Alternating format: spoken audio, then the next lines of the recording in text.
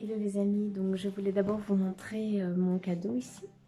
Donc c'est un coussin de méditation et les petits trous de couleur que vous voyez, c'est ce qu'on appelle les chakras. Donc c'est les chakras principaux, c'est des portes d'entrée par où l'énergie rentre et sort. Et quand on pratique un soin Reiki sur soi ou sur les autres, on se base principalement sur ces chakras-là.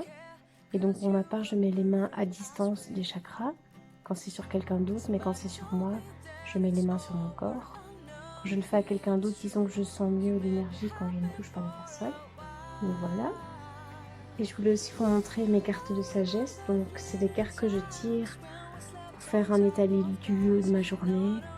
Donc quand j'ai une question précise, j'arrive aussi à les tirer pour d'autres personnes. Et donc voilà, je vais vous montrer plusieurs jeux. Donc j'ai par exemple ce jeu-là, Ho'oponopono, qui est une sagesse ancestrale haïtienne. Puis j'ai aussi l'oracle Tao ici, celui-ci,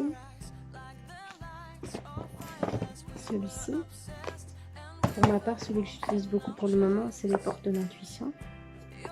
Donc souvent je termine mon soin Reiki par un tirage de cartes. Donc la personne tire les cartes. Donc je dis de bien les toucher. Et soit en les regardant, soit en les sentant. Il y a une carte qui l'attire, on va dire.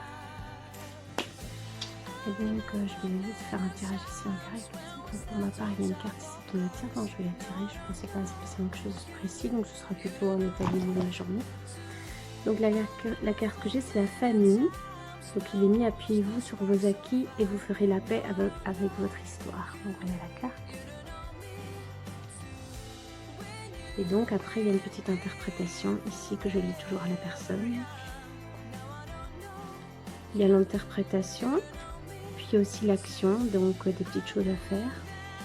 Et puis des trucs pour développer son intuition. Donc, par exemple ici, on dit que la famille est la meilleure qui soit pour faire les expériences nécessaires à notre évolution. Et donc c'est important de s'appuyer sur ses acquis et faire la paix avec notre histoire. Ça me parle.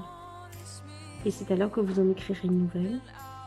Donc comment est-ce qu'on peut interpréter ça? L'environnement familial et social qui vous a vu grandir a déposé en vous une structure, des valeurs qui font notre identité. Mais on a aussi pu vivre des souffrances, des frustrations, et contre lesquelles on se bat encore probablement aujourd'hui. Donc il est mis que le passé est à remettre à sa place derrière nous.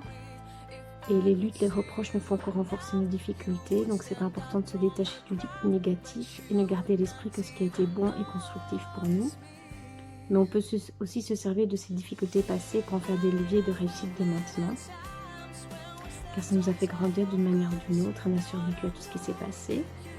Donc l'action, on me propose de lister les épreuves vécues au sein de ma famille. Puis pour chacune d'elles, demandez-vous quelle qualité est-ce que j'ai développée, etc. Qu'est-ce que j'ai appris sur moi-même. Et de me concentrer essentiellement sur ces points qui m'ont permis de grandir. Voilà. Et pour développer mon intuition, on me propose d'accentuer mon flair en étant de plus en plus consciente du monde et des senteurs qui m'environnent. Donc centrez-vous sur votre odorat, il vous relie à l'intelligence de votre instinct, le sens qui est au cœur de l'humanité.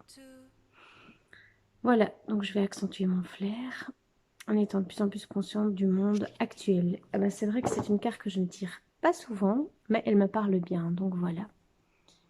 Donc voilà, donc si vous avez des questions, n'hésitez pas. Et moi je vous embrasse et je vous dis à tout bientôt.